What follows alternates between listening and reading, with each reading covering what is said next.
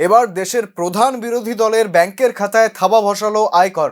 কংগ্রেসের bank account freeze করে দেওয়া হয়েছে। শুক্রবার সকালে এক সাংবাদিক সম্মেলন করে এই অভিযোগ করেছেন কংগ্রেস নেতা অজয় মাকেইন। বৃহস্পতিবারই দেশের শীর্ষ আদালত ইলেকট্রাল বন্ডকে বেআইনি ঘোষণা করে। এতে সবচেয়ে বেশি ক্ষতিগ্রস্ত হবে শাসক বিজেপি। শুক্রবার সকালেই কংগ্রেস জানতে পারল দলের সমস্ত ব্যাংক অ্যাকাউন্ট ফ্রিজ করে দিয়েছে আয়কর। একইভাবে যুব কংগ্রেসের ব্যাংক অ্যাকাউন্ট বন্ধ করে দিয়েছে আয়কর বিভাগ। মাত্র 210 কোটি টাকায় আপত্তি তুলে কংগ্রেসের ব্যাংক খাতায় তালা দিয়েছে আয়কর। कांग्रेस पार्टी के अकाउंट्स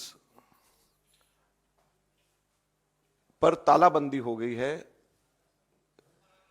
कांग्रेस पार्टी के अकाउंट्स फ्रीज कर दिए गए हैं। हमारे देश में लोकतंत्र पर तालाबंदी हो गई है और ये कांग्रेस पार्टी के अकाउंट्स फ्रीज नहीं हुए हैं, हमारे देश में डेमोक्रेसी फ्रीज हुई है।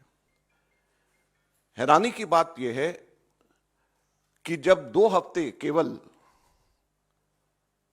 यह हफ्ता चुनाव घोषणा के लिए रह गए हों, ऐसे समय में प्रमुख ऑपोजिशन पार्टी के अकाउंट फ्रीज करके यह सरकार क्या दिखाना चाहती है और किस आधार पर फ्रीज करे गए हैं, मैं आपको बताना चाहूंगा तो हास्यपद है।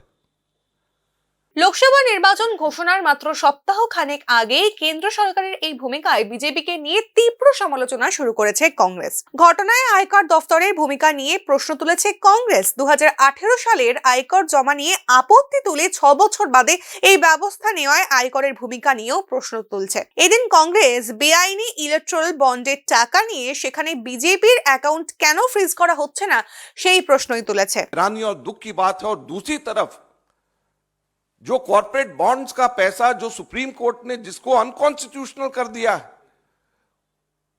वो भारतीय जनता पार्टी के पास में वो पूरा पैसा है और उसको वो खर्च कर रही है। तो लोग গোটা ঘটনা নিয়ে সারা দেশেই বেশ প্রতিক্রিয়া দেখা দিয়েছে। বিশেষ করে নির্বাচনের আগে এভাবে প্রধান বিরোধী দলকে আর্থিকভাবে পঙ্গু করে দেওয়ার চেষ্টায় প্রশাসন ও আয়করের ভূমিকায় আপত্তি তুলছে কংগ্রেস। আপাতত আয়করের এই ভূমিকায় আদালতে যাচ্ছে দল।